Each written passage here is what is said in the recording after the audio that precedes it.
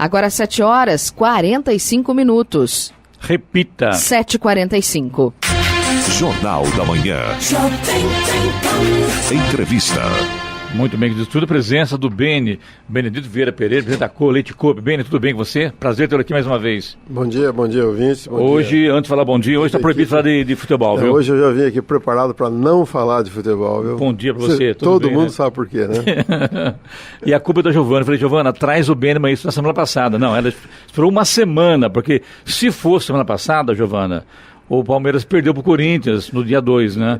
Agora, esperar uma semana, o Corinthians perde pro Novo Horizontino perdeu. E você convida o Beni para vir aqui na segunda-feira. Um ótimo dia. Tá de brincadeira, viu? Eu já cheguei dizendo, não vamos falar em futebol hoje. E bem, como é que as coisas, tudo bem? Tudo bem, estamos tranquilos. O ano está começando, embora para nós e para grande parte dos brasileiros o ano começa depois do Carnaval, né? Mas como o Carnaval esse ano está um pouco atrasado, a gente só em março, não tem mais um mês pela frente praticamente, ainda, né? Exatamente. E como é que está aí a pecuária leiteira? Como é que está avaliando esse governo, essa nova ministra da Agricultura, que está na pasta aí, pecuária? Nessa época, especialmente a nossa atividade, que é leite, passa por algumas dificuldades normais, né? Sazonais, porque é época de calor e chuva, é época que se gasta mais e se ganha menos, né? E época de férias que diminui venda, especialmente nós que trabalhamos com leite fresco, pasteurizado. Nessa época as pessoas viajam muito, né? Com o pessoal de férias, então diminui vendas, mas já está sendo retomada.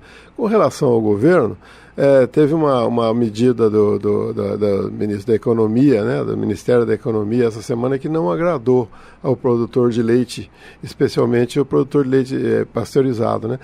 Como todo, ele foi retirada uma taxa de importação de leite de 14,7% ou 14,8%, especialmente para países da Europa e Nova Zelândia e Austrália. Isso facilita a importação. Isso aí facilita e o que mais preocupa é da Europa, porque lá existe subsídio em quase todos os países. E esse subsídio lá é em torno de 16%. Então aquela taxa de 14,8% ele equilibrava e fazia com que a concorrência fosse leal. E tirando isso aí, a concorrência fica totalmente desleal. Isso aí vai prejudicar sobremaneira o produtor de leite brasileiro e não vai trazer nenhum benefício, até prejuízo para o consumidor, porque isso aí vai ficar na mão de atravessadores, de importadores, com certeza. Esse é um ponto. Outro ponto que prejudica sobremaneira o consumidor é que a lei diz o seguinte, que a validade é a partir da embalagem. Essas importações são feitas com embalagem de 25 quilos. E aqui são reprocessados e são feitos com embalagem normalmente de 1 quilo. Sim. E a validade passa a partir daí. Então, se já fizerem 6 meses ou 7 meses que isso foi embalado lá no país de origem, isso aí vai caducar esses 6, 7 meses, vão cancelar e vai começar uma nova validade. Ou seja, vão correr sérios riscos de consumidor estar consumindo produtos vencidos. Por isso que a gente diz, o produto importado você não conhece a procedência. Independente da procedência ter melhor sido, que seja, né? Melhor que seja, ela pode chegar na mão do consumidor em condições não ideais. Então, isso aí não nos permite a criticar o governo. Nos permite, sim, abrir o olho daqueles que estão, porque naturalmente eles não estão sabendo o problema que pode causar essa medida. Agora, não tem sentido, né? Traz um produto lá de fora e aquele produto é reprocessado, né? Pois é. Agora, a razão de ser retirada essa taxa, a gente não sabe qual a razão. Se realmente é uma taxa que eles eram obrigados a retirá-la, que crie novas modalidades de taxas para que o produtor brasileiro não seja penalizado e o consumidor também. Você faz parte, Beni, de outras associações que defendem o produtor rural, já entrou em contato, já estão conversando já? Não, isso afeta o Brasil inteiro, né? Isso foi uma medida agora, do final da semana passada, né? Nós todos sabemos que o presidente está convalescendo ainda dentro do hospital, e evidentemente isso aí não deve ter chegado a ele. E os próprios responsáveis por essa medida talvez não tenham tido a informação, que a gente espera que os representantes da bancada ruralista, que é grande, leve a conhecimento deles e eles revisem essa medida que para nós foi totalmente errada. Você conheceu o Jair Bolsonaro, você acredita que você ter acesso a essa informação, chegar até ele e que ele deverá rever essa medida, Beni? Eu acho que nesse momento não deverá chegar a ele, mas eu acho que ele montou uma equipe que é incontestavelmente boa, né? E evidentemente que o erro é normal. Eu sempre digo que fazer oposição não é ser do contra, né? Então a gente não é do contra, a gente é da equipe, é do time. Então nós temos grande esperança que esse problema seja corrigido. Quando se fala, por exemplo, eu não sei se está errada a minha visão, Beni, quando se fala, por exemplo, em agricultura, em pecuária, me dá a impressão que o governo só pensa na região do Centro-Oeste, Mato Grosso, Goiás, e esquece que o Brasil inteiro, a vida do Brasil inteiro é agropecuária. Você tem essa mesma visão ou não? O trabalho deles é voltado para esse meinho ali, produtores de soja, produtores de milho, e esquece que o Brasil na realidade é isso, é que esses agricultores são aqueles que fazem que o PIB brasileiro cresça, né? Lá, né? Porque eles têm uma tecnologia e é eles que garantem a produção brasileira, mas não pode ser de maneira nenhuma esquecido o pequeno e médio produtor, que é o caso da nossa região, que só é composto de pequeno e médio produtor.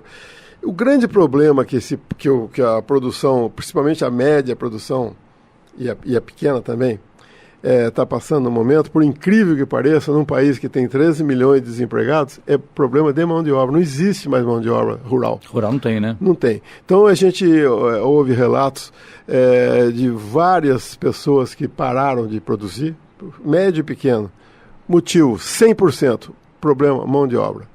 Agora, aquele que não tem sucessão, que não faz o trabalho familiar, vai ter que parar porque não existe mais mão de obra. E vem diminuindo, Beni, ao longo dos anos? Vem diminuindo. Há muito tempo que ela é ruim, mas agora, por incrível que pareça, com esse número grande de desempregados, a gente esperava que fosse melhorar. Não, o que aparece de mão de obra são refugos de mão de obra urbana, que aparece lá e outra, a pessoa que não tem o costume do trabalho rural, ela não se adapta mesmo, né? Então dá trabalho.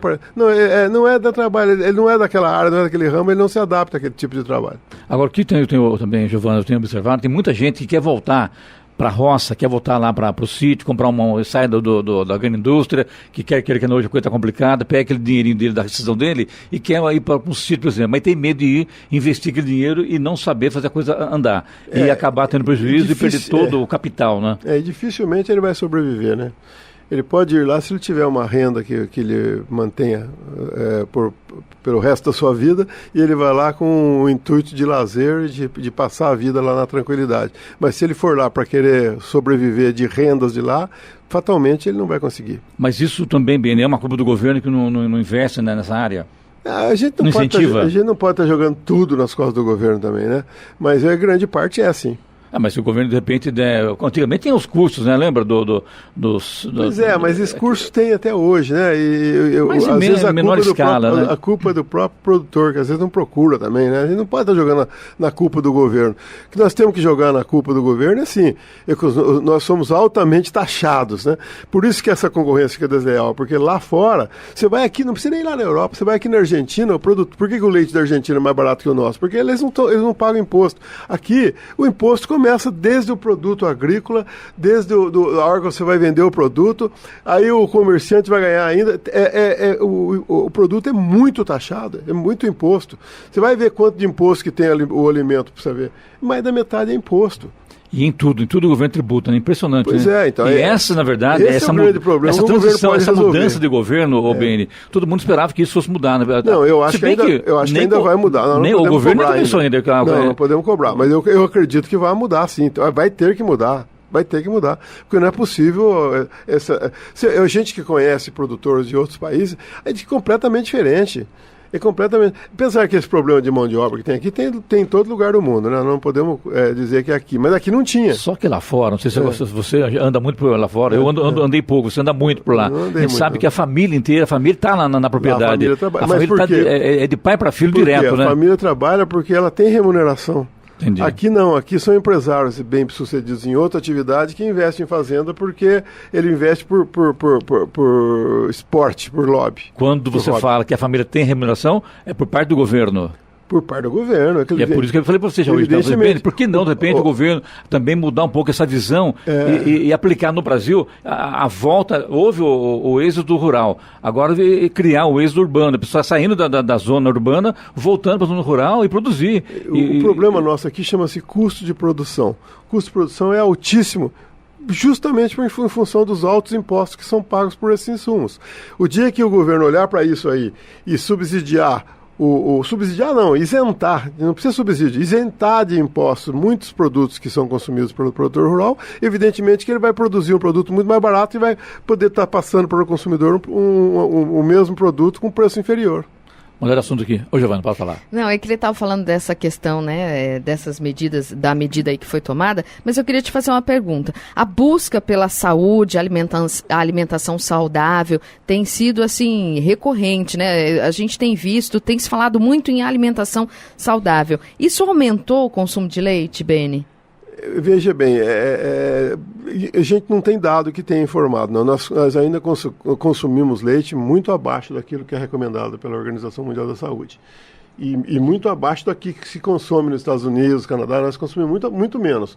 Agora, hoje está na moda de veganos, de pessoas que... A gente respeita, mas a gente sabe que isso aí tudo tem que ter um sentido. Não pode ser nada exagerado, né? Tem que ser um meio termo. Eu acho que o consumo de leite é abaixo, o consumo mesmo de carne é abaixo também, né? Aqui no Brasil, muitas vezes até em função do problema do poder aquisitivo da maioria da população, mas também falta de informação. E também falou o consumo de carne, caro também, né? Hoje as pessoas acaba batendo na mesma tecla do tributo, né?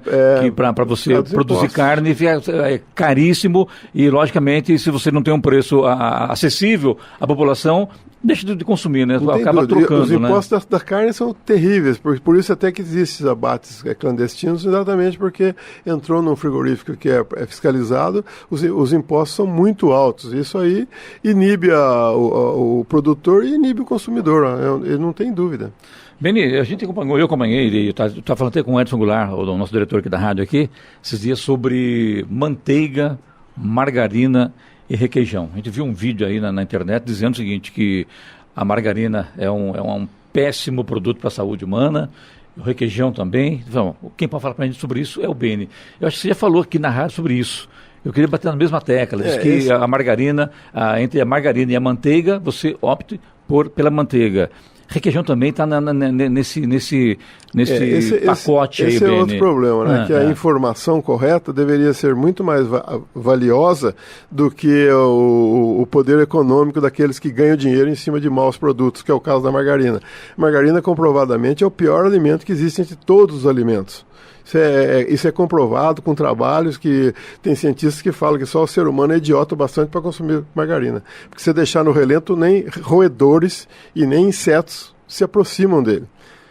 Por aí você imagina, né? Como é que é a qualidade da margarina. Feito de óleo hidrogenado, péssimo para a saúde humana, péssimo para as suas coronárias, etc. Enquanto que a manteiga, comprovadamente, é um produto ótimo para a saúde. E às vezes é condenado, não, porque é gordura trans, não é nada disso. Se a pessoa tem algum problema sério, que tem uma recomendação médica para não tomar, é um outro problema. Mas a manteiga é um ótimo produto e não pode nem ser comparado à margarina, é infinitamente melhor. Com relação ao requeijão, o requeijão também é ótimo, desde que ele seja requeijão feita do creme de leite. Mas a grande maioria das grandes marcas de requeijão que tem de requeijões que tem no mercado são feitos de amido. Eu não vou falar a marca do amido aqui, mas isso vem do milho. Então, ele tem a cara do requeijão, mas não é requeijão. Então, ele não tem as qualidades nutricionais que tem o requeijão feito do leite. Então, às vezes você vai numa prateleira, a Cooper fabrica o requeijão, puro requeijão de leite. Você vai, por que o Cooper é mais caro que o outro? Vocês não colocam amido? Não, o nosso nem tem amido na nossa empresa. Na usina. Tá. É exclusivamente de leite. Por que o requeijão Cooper fabricado aqui é mais caro? Porque o requeijão Cooper é requeijão. a grande maioria que está concorrendo na mesma prateleira, com preços inferiores, não são requeijão. São feitos de amido, é diferente. E isso barateia o valor do muito, produto. o amido é baratíssimo. O amido é barato e não tem o fator nutricional que tem o requeijão de leite. E mais, além do mais, que o amido todo mundo sabe que engorda, né? Quer dizer, então, para aquelas pessoas que querem um produto que seja um alimento real e que não venha engordar, compre o feito de leite, não o feito de amido. E pode deixar a manteiga fora da geladeira ou não pode? Não deve. Não deve. Não deve. A manteiga, outra coisa, você sempre não dê Quando você tira a preferência. manteiga da geladeira, está bem dura. A Então manteiga, você deixa um pouquinho para dar uma amolecidinha e volta na geladeira. E você pode conservar ela em freezer até ignorar a validade, se ela estiver congelada, né? E a manteiga que é embrulhada, que a embalagem é alumínio, embrulho de alumínio, ela tem a qualidade superior à que é em manteigueiras, em latas. Por quê? Porque ela é feita e embalada dura. Ela não chega a descongelar. E quando ela descongela, que embala líquido, você pode ver que toda manteiga feita na embalagem já tem um pontinho no meio. Isso. Ela foi embalada líquida. E aquilo ali, se ela não tiver algum produto químico, ela vai ficar rançosa. Então, ou ela está rançosa, ou ela tem produto químico. E aí a embrulhada, empapelada, ela é dura. Então, ela não tem nenhum produto químico, pelo menos a manteiga Cooper não tem, e tem um sabor e qualidade infinitamente superior. Eu acho melhor repetir essa frase, que eu achei essa sua fala, Ben. A manteiga, que ela é embalada líquida, ela tem um pontinho no meio, no potinho, um pontinho. Porque então, foi embalada líquida. Líquida. Agora, essa que é embalada, aquela forma retangular, naquele pacotinho de alumínio e tal. Ela não chega a derreter, ela é feita dura. Se você for ver assistir o processo de fabricação, ela é empurrada dura para a máquina, que ela entra prensada e sai aquele tijolinho e que é embalado tudo automaticamente. Essa manteiga... Acaba sendo melhor. Ela é muito melhor, porque ela não descongelou, então ela não teve chance de ficar rançosa. E para ela descongelar e não ficar rançosa, ela tem que colocar produto químico. Então, a manteiga Cooper, ela não tem produto químico, ela é mais saborosa e ela é muito mais rica que as outras. É coisa evidente, por essa explicação. E a Cooper continua entregando em casa? Entrega em casa. No SDC, isso? Serviço domiciliar Cooper. Aquele que quer... Nós temos em todos os pontos de venda, mas aquele que quiser a tranquilidade de receber o leite em casa, ou seja, ter a facilidade que os leites que ficam fora da geladeira lhe oferecem, é só ligar no 21392230. Repita. 21392230, faça o seu cadastro e receba diariamente ou o dia que você determinar o leite em sua casa. Giovana, tem pergunta sobre comissão, isso, né, que está a Comissão de Agricultura, Pecuária, Abastecimento e Desenvolvimento Rural da Câmara dos Deputados aprovou em dezembro uma proposta que obriga a criação de delegacias especializadas em crimes rurais em cidades com mais de 95 mil habitantes. O que você acha disso, Ben? Eu acho muito bom, porque realmente a insegurança no meio rural hoje é muito grande, né? Agora, eu acho que existe, mas não foi nada concretizado, entendeu? Pelo menos que eu tenho informação. Bem, me diga uma coisa, os pequenos produtores ou aqueles sitiantes que estão um pouco mais distantes da cidade, tem aqui na região, tem notícia de assaltos? Muito roubos de gado. Roubo de gado? Muito roubo, E assalto também, né? Hoje hoje se tornou perigoso. Antigamente era tranquilidade morar na fazenda, hoje não. Hoje é perigoso. Eu já fui assaltado na fazenda. Como é que pode, né? E você acredita que isso, essa nova... Não, agora vai mudar tudo, com certeza. Vai mudar, você acha? Vai mudar, eu tenho Sim. grande esperança. Vai mudar tudo, para melhor, né? Que é o mais importante. Bem, mas é muito importante a sua vinda sempre aqui, falar para a gente sobre essas histórias legais aí que acontecem. É um prazer grande a gente estar aqui, falando com vocês, falando com o ouvinte da Jovem Pan, que eu sei que a audiência é grande, e é um prazer grande a gente estar aqui, sempre que tiver a oportunidade, nós estaremos. Muito obrigado, e hoje com certeza deve estar ouvindo o pessoal lá, não, Eloy, lá em Bragança Paulista, eu não sei não, mas deve ser um placar de 1-0 para o Bragantino hoje, viu? Vamos ver, Bragantino e Palmeiras, vamos ver. Eu gosto de jogar com qualquer time pensando sempre não no Corinthians, mas no corintiano. Eu tenho um dó que você não acredita. Eu tive a semana retrasada com o Beni. Beni, eu só vou te levar lá na rádio quando o Palmeiras perder. Você não vai levar nunca, porque o Palmeiras nunca vai perder. O dia que perdeu pro Corinthians, ele me convocou no dia anterior, o Corinthians perdeu. Viu como é que é, né? Como é que são as coisas? Muito obrigado, meu sucesso a você. Bom dia. Eu que agradeço a oportunidade. Um abraço a todos. A hora? 8h04. Repita. 8h04.